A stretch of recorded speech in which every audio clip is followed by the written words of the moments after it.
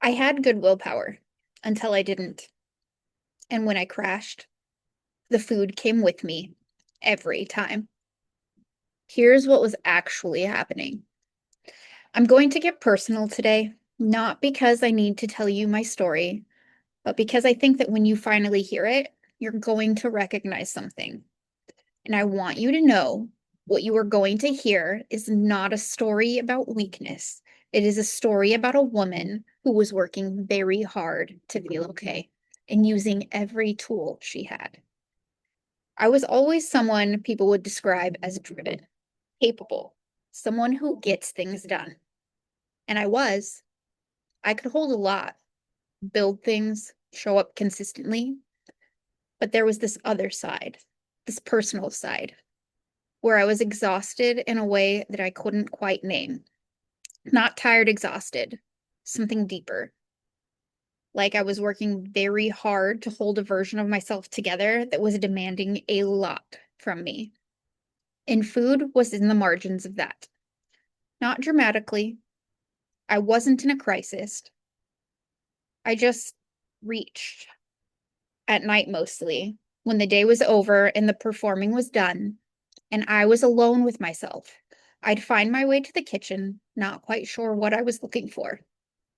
And I knew even then, I knew that it wasn't hunger, not the food kind anyway. I was lonely in a way I couldn't fully admit to myself. I was carrying a kind of uncertainty about whether I was going in the right direction, building the right things, being enough. And in that quiet, the reaching made sense. There's something I didn't know for a long time. My hormones were a massive part of this. The week before my cycle, the emotional sensitivity goes up. The need for comfort goes up. The body is in a different biological state. And I was treating every version of me as if they were the same. And when I finally understood that, I could say, this isn't a character failure.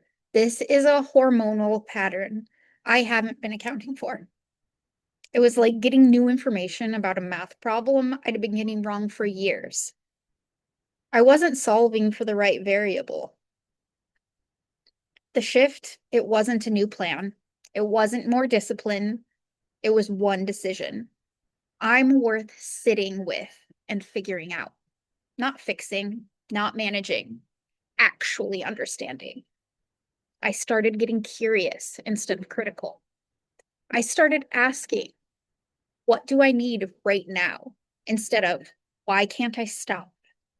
And slowly things shifted. Everything I've learned through that process is inside the Hunger Project, an 8-week course of exactly this: the curiosity, the tools, the understanding, the identity shift. It opens May 4th. If this story sounds like yours, you belong in that room. I'll link the description.